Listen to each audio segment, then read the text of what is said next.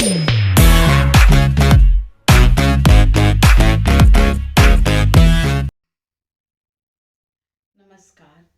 आज मैं आप लोगों के समक्ष कारक प्रकरण को लेकर उपस्थित हुई हूँ। क्रिया के साथ जिसका प्रत्यक्ष संबंध होता है उसे कारक कहते हैं और कारक के आधार पर विभक्तियों का निर्णय किया जाता है। कारकों के आधार पर संस्कृत भाषा में 6 कारक ही होते हैं, किंतु पाठक अपनी सहूलियत के अनुसार अनुवाद की सुविधा के कारण 2 और कारकों को जोड़ा है, संबंध और संबोधन। तो मैं बारी बारी से सारे कारक के भेदों को समझाऊंगी। कारक प्रकरण। क्रियान्वयित्वम कारकम, अर्थात क्रिया के साथ जिसका प्रत्यक्ष संबंध हो उसे कारक कहते हैं। क्रिया के साथ जिसका प्रत्यक्ष संबंध हो। कारकों के आधार पर विभक्तियों का निर्णय किया जाता है और कारकों के आधार पर ही विभक्तियों का निर्माण भी होता है। संस्कृत भाषा में सिर्फ 6 कारक माने गए हैं, लेकिन संबंध कारक और संबोधन कारक ये कारक के अंतर्गत नहीं आते हैं। फिर भी इसी के आधार पर हमें अनुवाद करना है, तो इसलिए अनुवाद की सुविधा के लिए 8 कारक मानकर उसकी 8 विभक्तियां मानी गई हैं।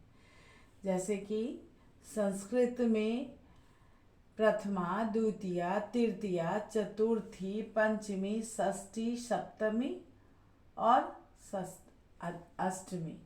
और कारक में कर्ता, कर्म, करण, संप्रदान, आपादान, संबंध, अधिकरण, संबोधन। अब हिंदी में इसके विभक्ति होते हैं, इसके चिन्ह होते हैं। यानी कर्ता ने कर्म को करण से द्वारा, संप्रदान को के लिए, आपादान से, संबंध का के की, अधिकरण में पर, संबोधन हे, अरे, अहो। अब इसके अंतर्गत मैं पहले प्रथमा विभक्ति को डिफाइन करने जा रही हूँ। कर्ता कारकः प्रथमा विभक्ति।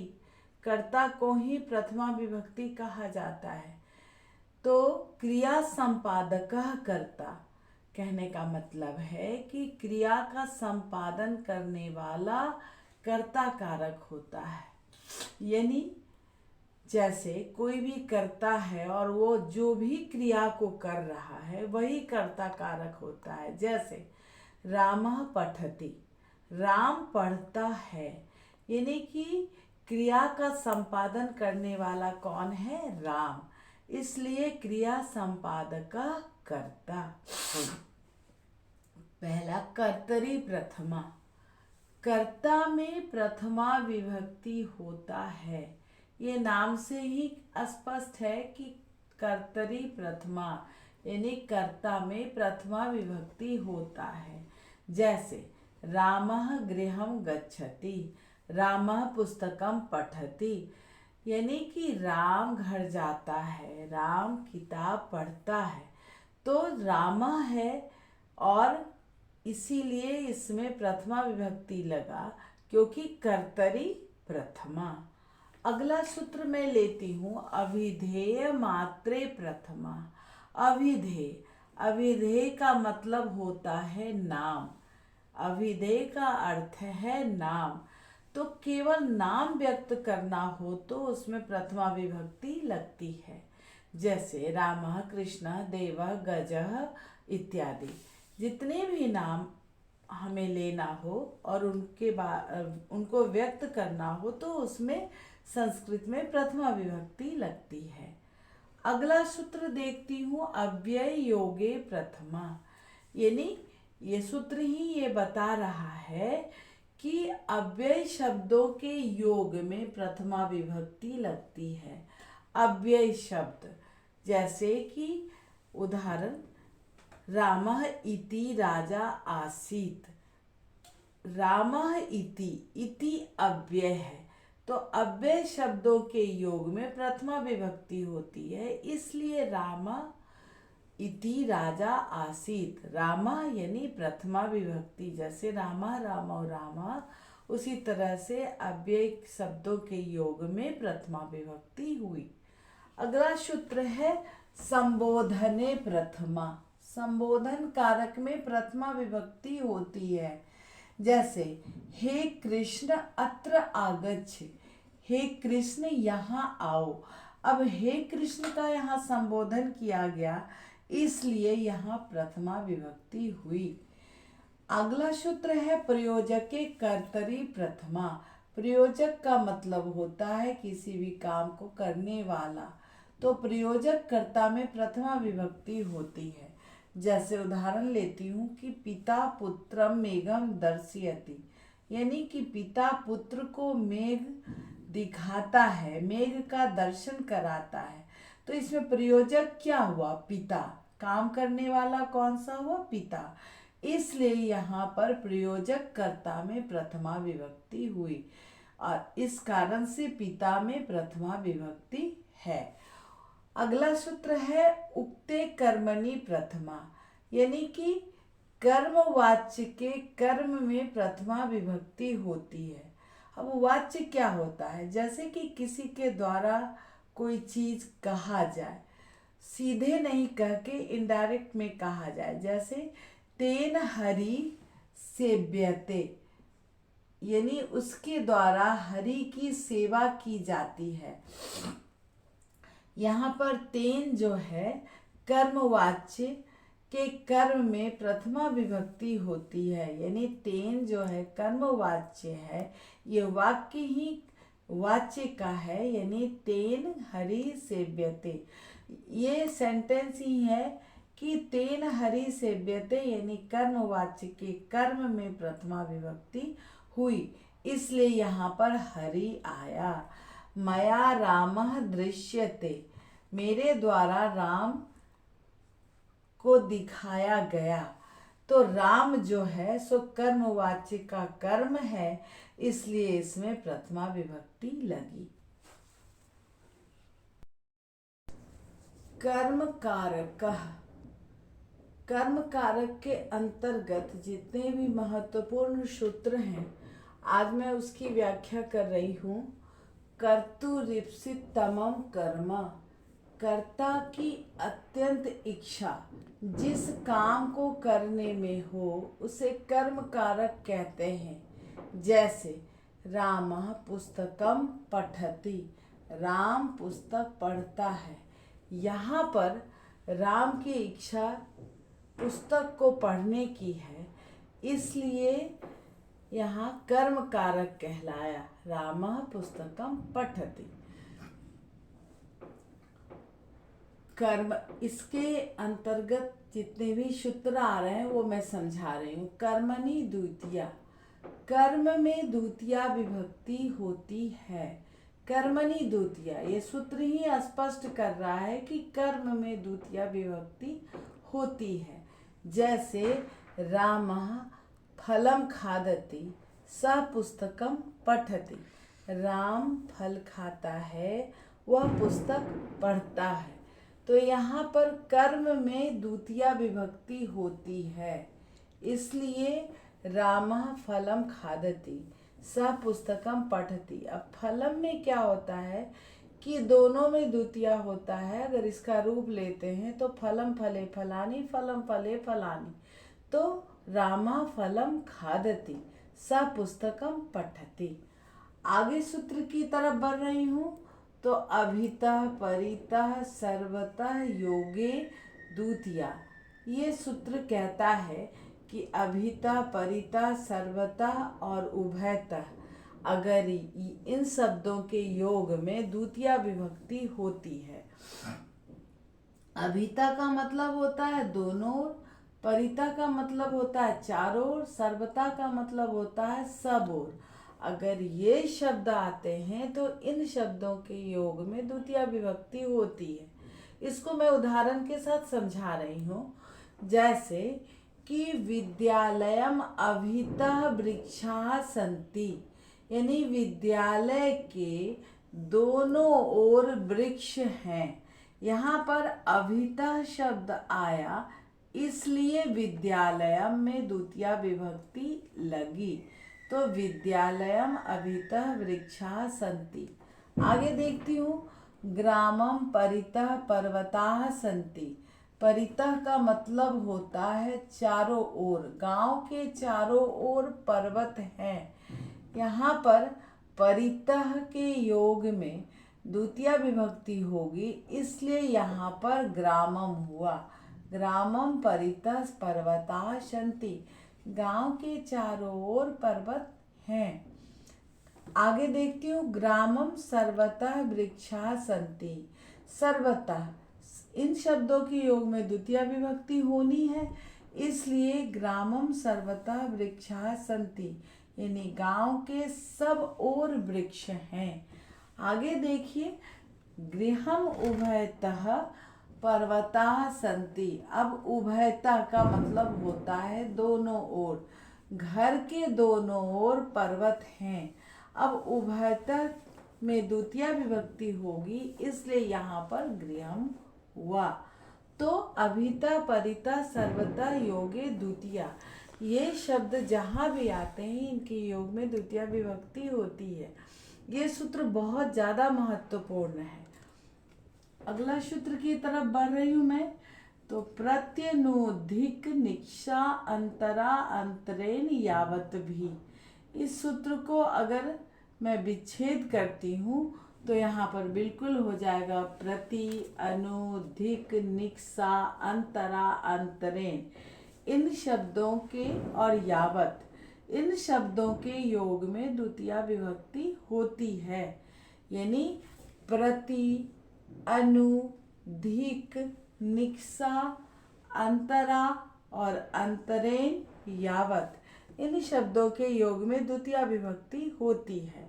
अब प्रति का मतलब है और, अनु का मतलब है पीछे, धिक का मतलब है धिक्कार, निक्षा का मतलब है निकट, और अंतरा का अर्थ होता है बीच में, और अंतरेण का अर्थ होता है बिना, यावत का अर्थ होता है तक। इन शब्दों के योग में द्वितीया विभक्ति होती है। इसको मैं उदाहरण के साथ समझा रही हूँ। जैसे प्रति, पहला मैं ले रही हूँ, प्रत्यनुधिक निक्षा अंतरा अंतरेण यावत भी। प्रति, अनुधिक, निक्षा, अंतरा, अंतरेण और यावत। तो पहला ले रही हूँ प्रति। प्रति का मतलब होता है ओर। बालकम प्रति गच्छ, यानी कि बालक की ओर जाओ। अब जहाँ पर प्रति लगा है तो प्रति के योग में, यानी प्रति शब्द के योग में द्वितीया विभक्ति होगी, इसलिए यहाँ बालकम हुआ। नहीं तो इसका अर्थ जो कहलाता है कि बालक की ओर जाओ, तो की में यहाँ पर षष्ठी विभक्ति लगनी चाहिए थी, लेकिन प्रत्यनुधिक निक्षा अंतरेण अंतरेण यावत भी सूत्र कहता है कि जहाँ पर प्रति रहे इन शब्दों के योग में द्वितीया विभक्ति होती है, इसलिए बालकम हुआ। आगे देखती हूँ अनु। अनु का मतलब होता है पीछे। रामम अनुगतः लक्ष्मण, मतलब कहने का है कि राम के पीछे लक्ष्मण। रामम अनुगतः, अब अनु शब्द के योग में द्वितीया विभक्ति होती है, इसलिए यहाँ पर रामम हुआ। अगर हिंदी अर्थ लिया जाए तो राम के पीछे लक्ष्मण, यानी यहाँ पर षष्ठी विभक्ति होनी चाहिए, किंतु अनु शब्द के योग में द्वितीया विभक्ति होती है, इसलिए यहाँ पर रामम हुआ। धिक, धिक का मतलब होता है धिक्कार। धिक अभक्तम, यानी भक्त को धिक्कार है। अभक्तम यानी कि जो भक्ति नहीं करता है उसे धिक्कार है। अब यहाँ पर धिक शब्दों के योग में द्वितीया विभक्ति होती है। निक्षा, निक्षा का मतलब होता है, निक्षा का अर्थ होता है निकट। गृहम निक्षा नदी अस्ति, यानी घर के निकट नदी है। अब घर के निकट इस आधार पर यहाँ पर षष्ठी विभक्ति होनी चाहिए, यानी गृहस्थ होना चाहिए, किंतु यहाँ पर ये सूत्र कहता है कि निक्षा शब्द के योग में द्वितीय विभक्ति होती है, इसलिए यहाँ पर गृहम हुआ। तो गृहम निक्षा नदी अस्ति। आगे अंतरा। अंतरा का मतलब होता है बीच में।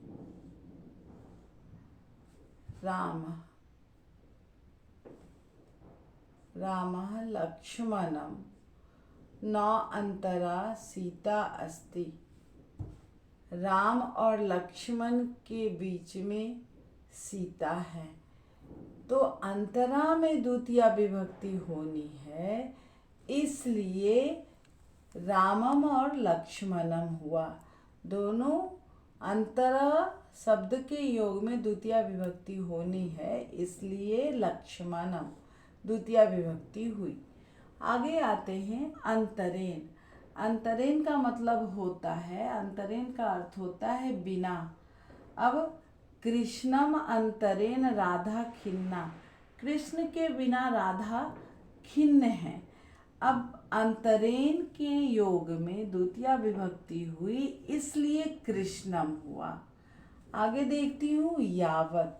यावत का मतलब होता है तक। यावत का अर्थ हुआ तक।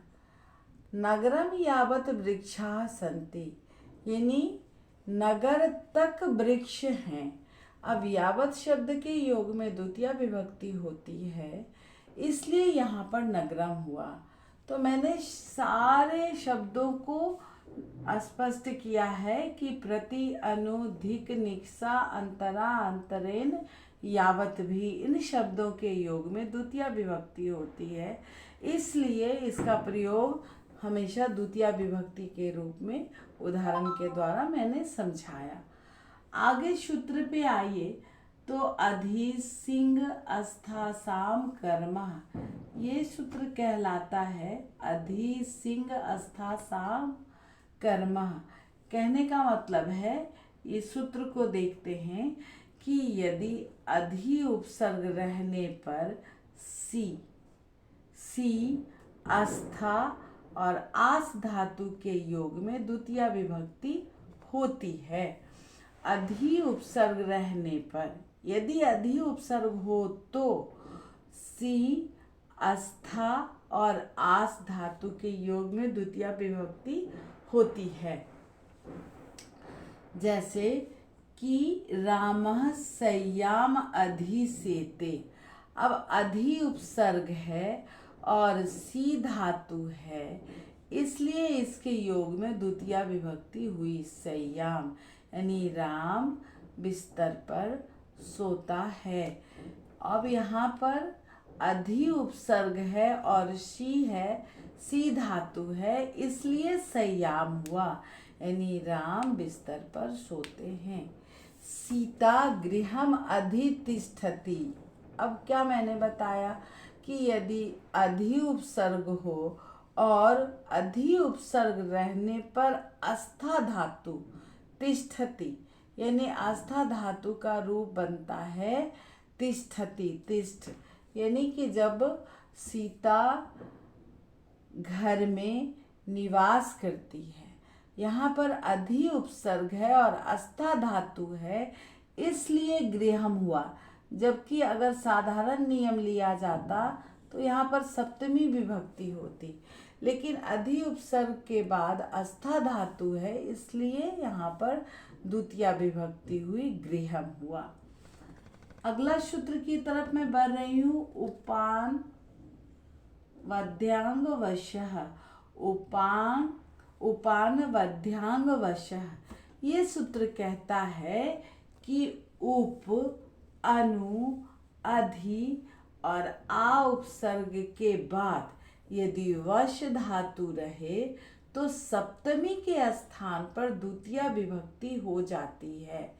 क्या हुआ, फिर से देखिए।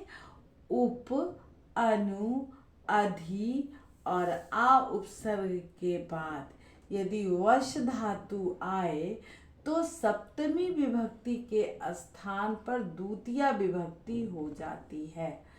एग्जाम्पल उदाहरण लेती हूँ मैं, जैसे हरि वैकुंठम अनुवसति, हरि वैकुंठ में रहते हैं।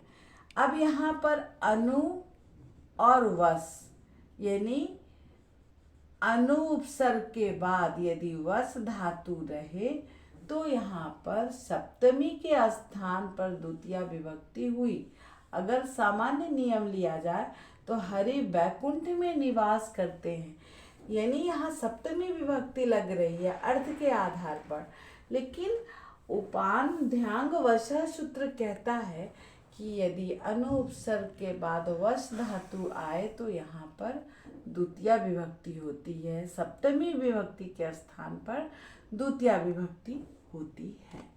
आगे देखती हूँ, क्रुद्ध द्रोहो रूप सृष्टयो कर्मा, क्रुद्ध द्रोहो रूप सृष्टयो कर्मा, ये कहता है कि क्रुद्ध और द्रुह ये क्रियाएं यदि सोप उपसर्ग हो तो द्वितीया विभक्ति होती है, और यदि इसमें उपसर्ग ना हो, उपसर्ग रहित हो, तो इसमें चतुर्थी विभक्ति होती है। कैसे, मैं देखती हूँ, जैसे स्वामी भृत्यम अभिक्रुध्यति, यानी स्वामी नौकर पर क्रोधित होता है। अब यहाँ पर क्या हुआ कि क्रुद्ध उपसर्ग है,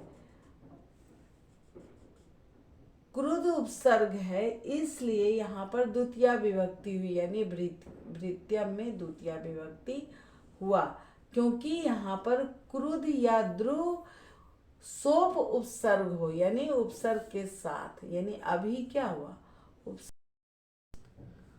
अगला सूत्र, काला ध्वनोर अत्यंत संयोगे द्वितीया, बहुत ही महत्वपूर्ण सूत्र। कालवाचक और मार्गवाचक, कालवाची और मार्गवाची शब्दों में यदि क्रिया का अतिशय लगाव, कालवाची और मार्गवाची शब्दों में यदि क्रिया का अतिशय लगाव या व्याप्ति हो तो द्वितीया विभक्ति होती है। जैसे कि क्रोशम कुटिला नदी, कोस भर नदी टेढ़ी है, तो ये नदी का टेढ़ापन जो है वो पूरे एक कोस तक है। क्रोशम कुटिला नदी, कालवाची और मार्गवाची, यहाँ पर ये जो है वो मार्गवाची है, यानी कि कोस भर नदी टेढ़ी है। शब्दों में यदि क्रिया का बहुत ही लगाव है या व्याप्ति है तो द्वितीया विभक्ति होती है।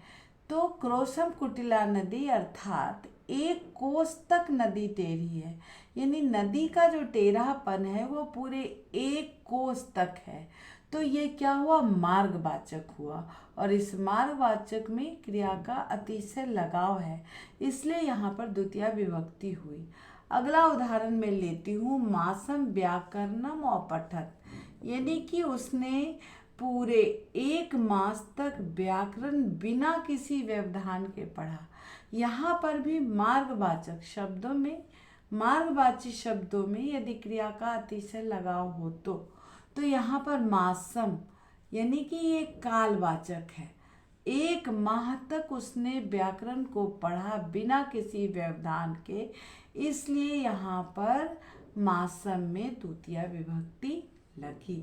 तो काला ध्वनो अत्यंत संयोगी द्वितीया सूत्र कहता है कि कालवाची और मार्गवाची शब्दों में यदि क्रिया का अतिशय लगाव या व्याप्ति हो तो द्वितीया विभक्ति होती है।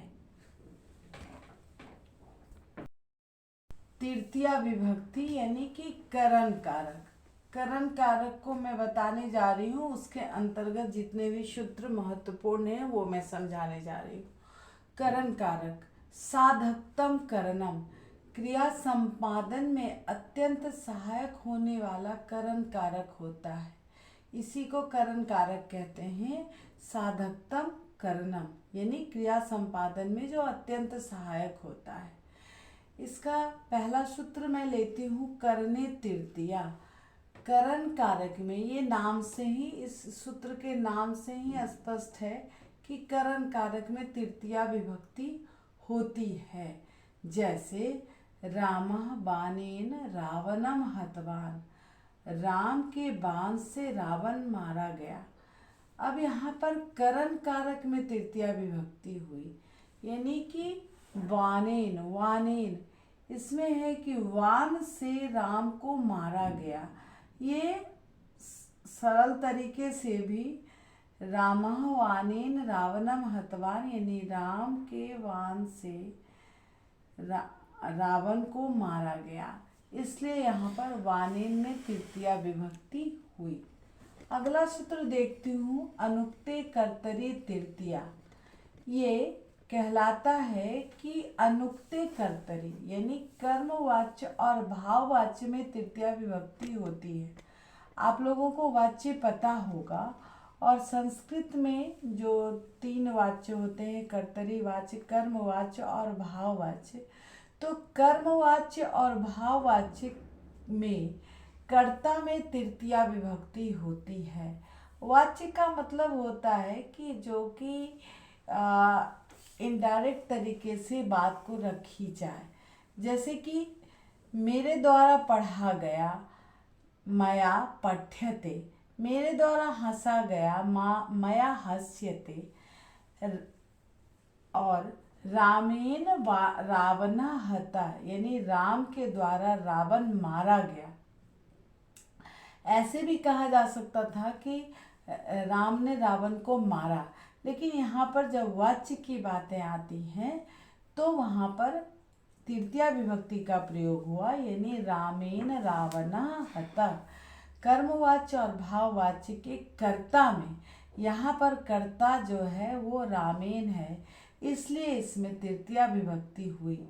मया हस्यते, यहाँ पर कर्ता कर्मवाच्य और भाववाच्य ये है, इसलिए यहाँ के कर्ता में तृतीया विभक्ति हुई। यहाँ मया जो है वो तृतीया है, इसलिए मया हस्यते किया गया। तो अनुक्ते कर्तरी तृतीया कहता है कि कर्मवाच्य और भाववाच्य के कर्ता में तृतीया विभक्ति होती है। अगला सूत्र देखती हूँ, सहार्थी तृतीया। ये नाम से ही है कि जहाँ पर सह यानी साथ की बातें आती हैं वहाँ पर तृतीया विभक्ति होती है। तो सहार्थी तृतीया कहता है कि सह, साकम, समम, सार्धम, इन सबों का अर्थ होता है साथ। तो सह लगाओ, साकम लगाओ, समम लगाओ या सार्धम लगाओ, जहाँ पर इस शब्दों का प्रयोग होगा तो इन शब्दों के योग में तृतीया विभक्ति होती है। जैसे रामेण सह सीता गच्छति, राम के साथ सीता गई, जाती है। तो रामेण सह सीता गच्छति, यहाँ पर सह शब्द है, यहाँ पर मैं साकम भी लगा सकती थी, समम भी लगा सकती थी, सार्धम भी लगा सकती थी, लेकिन यहाँ पर मैंने सह लगाया है, तो सह शब्दों के योग में तृतीया विभक्ति होती है, इसलिए यहाँ पर रामेण हुआ, क्योंकि रामेण के बाद स शब्द है, तो स शब्दों के योग में तृतीया विभक्ति हुई। अगला सूत्र है अपवर्गे तृतीया। अपवर्ग का मतलब होता है कार्य समाप्ति या फल प्राप्ति को अपवर्ग कहते हैं। इस अर्थ में कालवाचक और मार्गवाचक, कालवाचक और मार्गवाचक शब्दों में तृतीया विभक्ति होती है, यानी कि जहाँ काल को संबोधित किया जाए या मार्ग को बताया जाए तो उसमें तृतीया विभक्ति होती है, और उसमें ये बता दिया जाए कि कार्य समाप्ति हो गई और या तो फल प्राप्त हो गया। तो एक उदाहरण मैं लेती हूँ, मासेन व्याकरणम अधीतम।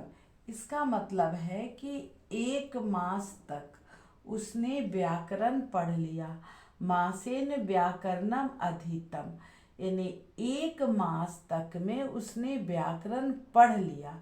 अब यहाँ पर क्या है कि यहाँ कालवाचक भी है और फल की भी प्राप्ति है, तो इसलिए यहाँ पर मासेन हुआ, क्योंकि इसमें तृतीया विभक्ति लगा, इसलिए कि यहाँ पर फल प्राप्ति की भी बात है, कार्य समाप्ति की भी बात है और कालवाचक भी है, यानी मासीन व्याकरणम अधीतम, यानी 1 मास तक उसने व्याकरण को पढ़ लिया।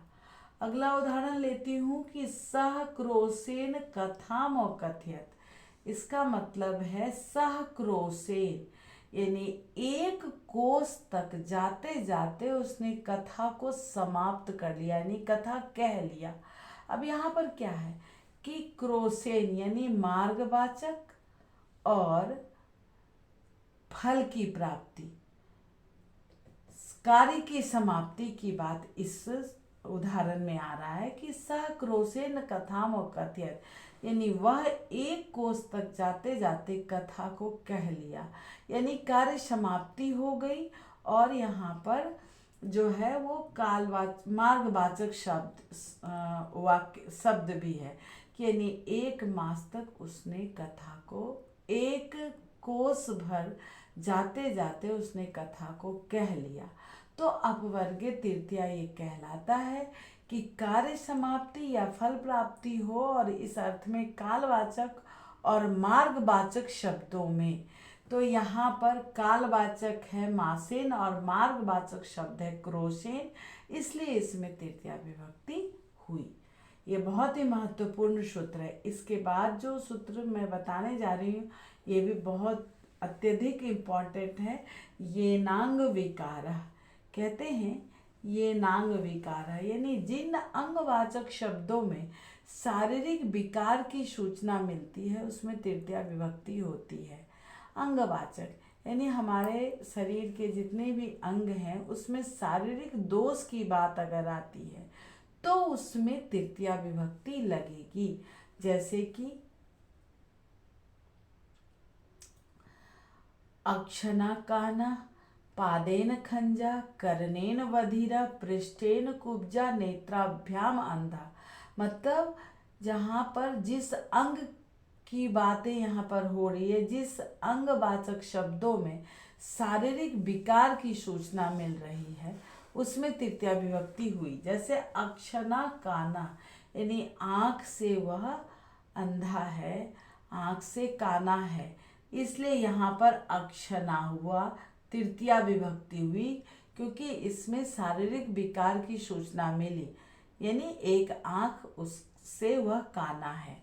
पादेन खंजा, पैर से वह खराब है, यानी उसका 1 पैर खराब है, तो इस अंगवाचक शब्दों में शारीरिक विकार दिख रहा है, इसलिए पादेन में तृतीया विभक्ति हुई। करनेन बधिरा यानी कान से वह बहरा है, तो इसीलिए करनेन में तृतीया विभक्ति हुई। फिर है पृष्ठेन कुब्जा, पीठ से वह कुबरा है। अब यहाँ पर कुब्जा में शारीरिक विकार है और पीठ से कुबरा है, इसलिए यहाँ तृतीया विभक्ति हुई। नेत्राभ्याम अंधा, आँख से वह अंधा है। अब यहाँ पर शारीरिक विकार की सूचना है क्योंकि वह आँख से अंधा है, इसलिए यहाँ पर नेत्राभ्याम हुआ। नेत्राभ्याम इसलिए हुआ कि हमेशा आँख जो है 2 होते हैं, तो इसलिए इसमें द्विवचन का प्रयोग हुआ, तो नेत्राभ्याम अंधा।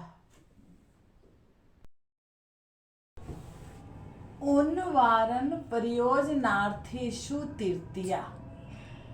अब ये सूत्र कहता है कि उनवाचक शब्द, उनवाचक का मतलब होता है हीन या रहित, तो उनवाचक वारणार्थक यानी कि अलम, कृतम, किम आदि शब्द जिनसे किसी भी काम का निषेध किया जाता है और प्रयोजनार्थक शब्दों के योग में तृतीया विभक्ति होती है। प्रयोजनार्थक शब्दों के योग में तृतीया विभक्ति होती है, यानी कोई भी काम का जो प्रयोजन हो वैसे शब्द जब रहें तो उसमें तृतीया विभक्ति होती है।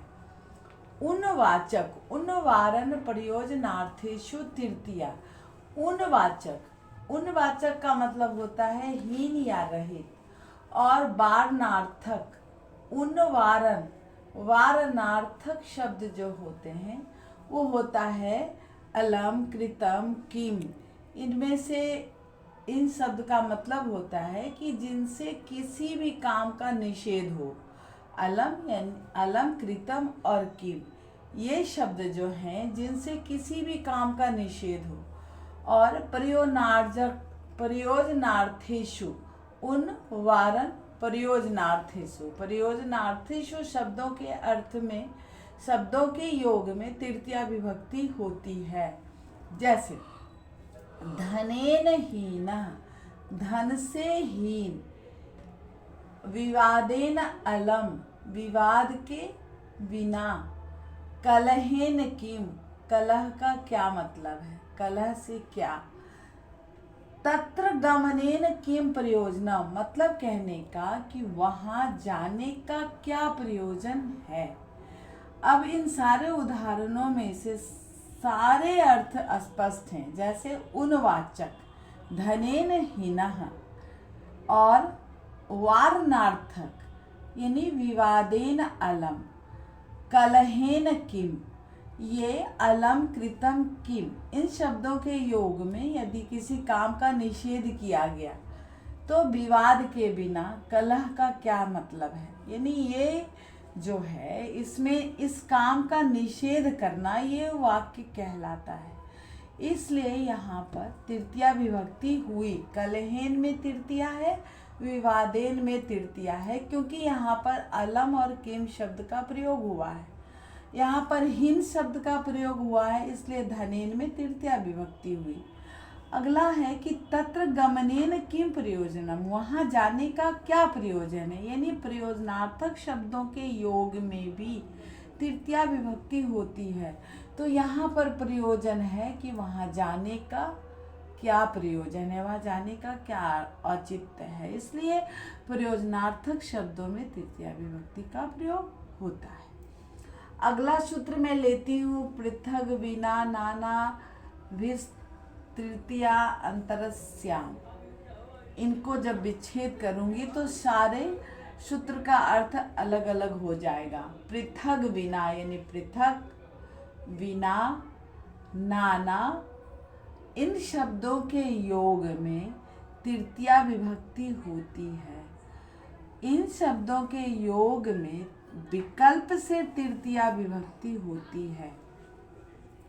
इसमें तृतीया के अलावा द्वितीया और पंचमी, तृतीया अंतरस्याम, ये कहता है कि तृतीया के अलावे इसमें द्वितीया और पंचमी दोनों विभक्ति भी होती है।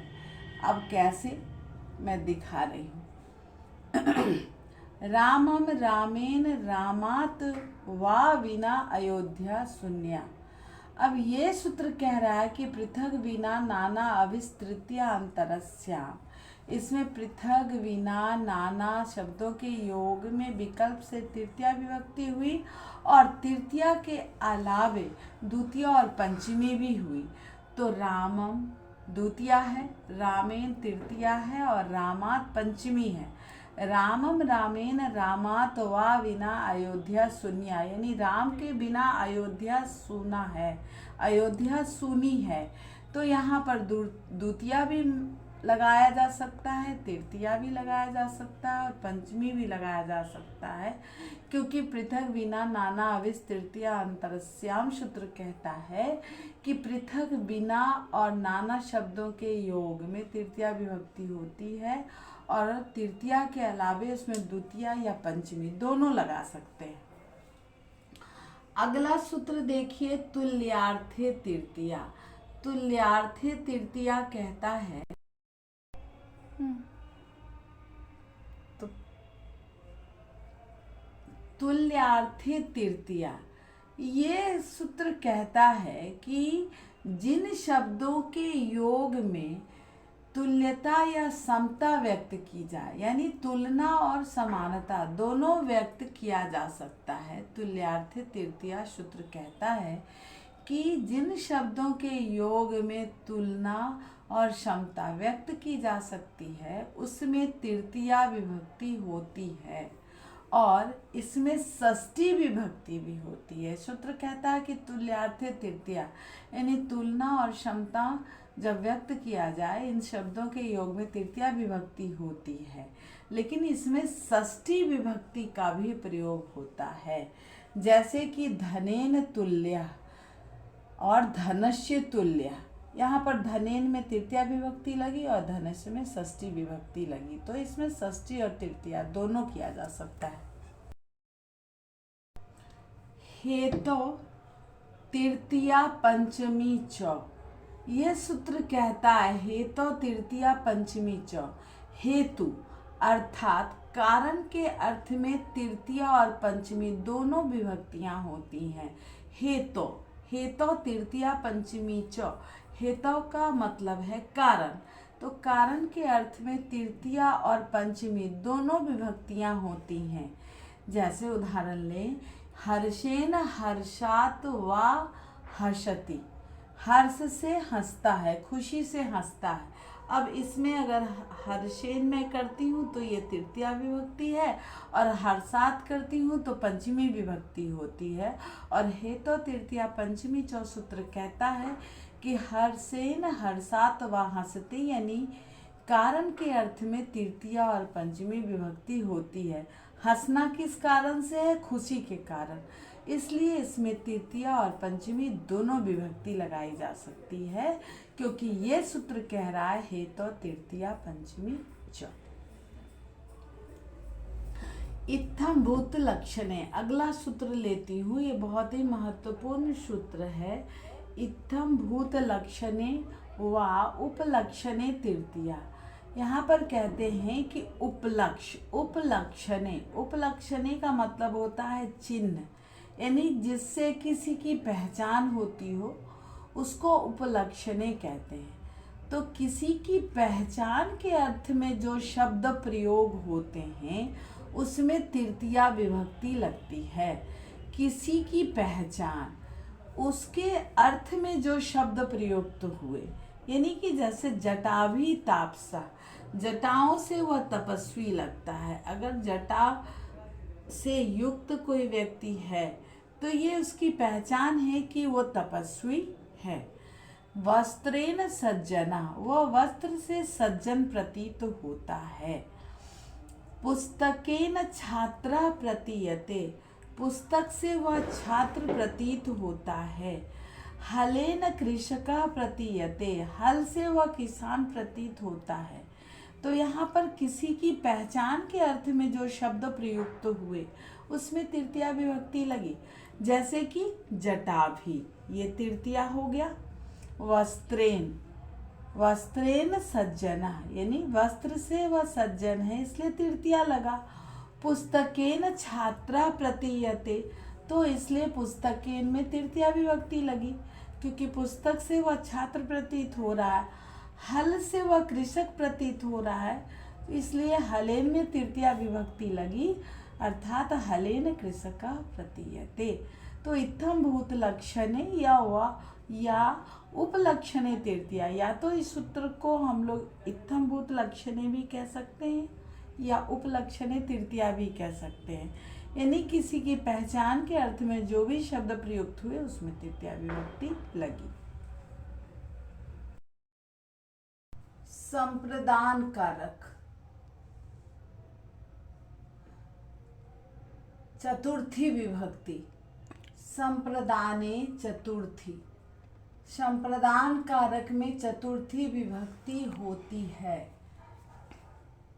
संप्रदान से मतलब ही है कि चतुर्थी, कर्ता, तो संप्रदान कारक में चतुर्थी विभक्ति होती है। जैसे ब्राह्मणाय सह ब्राह्मणाय भोजनम पचति, यानी वह ब्राह्मण के लिए भोजन पकाता है। अब यहाँ पर संप्रदान कारक है, यानी ब्राह्मणाय, ब्राह्मणाय, यहाँ पर चतुर्थी विभक्ति हुई।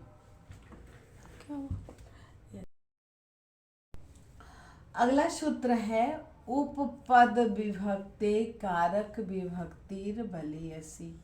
ये सूत्र कहता है कि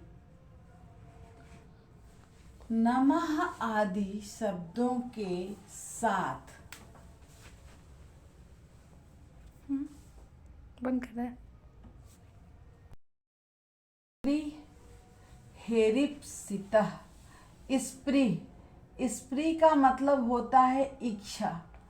तो स्प्री धातु के योग में जिस चीज की इच्छा होती है उसमें चतुर्थी विभक्ति होती है। स्प्री धातु के योग में जिस चीज की इच्छा होती है, जैसे पदाय स्पृहन्ति नेतारः, नेता को पद की इच्छा होती है।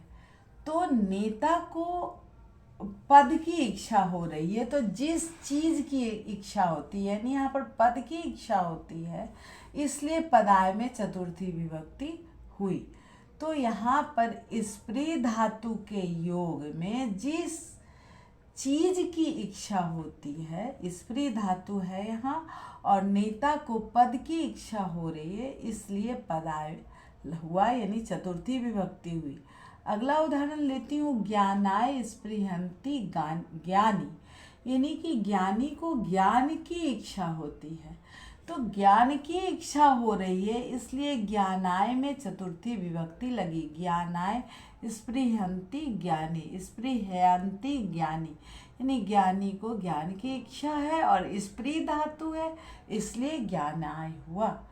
अगला सूत्र है धारे रुत्तमर्णः। धारे रुत्तमर्णः का होता है धारी। धारी धातु के अर्थ में उत्तमर्ण, उत्तमर्ण का मतलब होता है कर्ज देने वाला, यानी धारी धातु के अर्थ में उत्तमर्ण कर्ज देने वाले में चतुर्थी विभक्ति होती है। जहाँ पे धारी धातु है और उसमें कर्ज देने वाला जो लोग है उसमें चतुर्थी विभक्ति होती है। जैसे कि देवदत्तः मह्यम शतम धारयति, यानी कि देवदत्त मेरा 100 रुपये का कर्जदार है, यानी उसने मुझसे 100 रुपया लिया है। तो मुझसे लिया है यानी मैं कर्ज देने वाला हूँ, इसीलिए मुझ में चतुर्थी विभक्ति लगी और इस कारण से यहाँ मह्यम हुआ। अगला सूत्र है बलिहित सुख योगे चतुर्थी। इसको कहते हैं बलि हित सुख, इन शब्दों के योग में चतुर्थी विभक्ति हो जाती है। जैसे कि भूताय बलि छात्राय हितम तुभ्यम सुखम, यानी बलि हित और सुख शब्दों के योग में चतुर्थी विभक्ति हुई और इस कारण से यहाँ पर सब में चतुर्थी विभक्ति लगी, यानी भूताय बलि छात्राय हितम और तुभ्यम सुखम। इस तरह से चतुर्थी विभक्ति समाप्त हुई।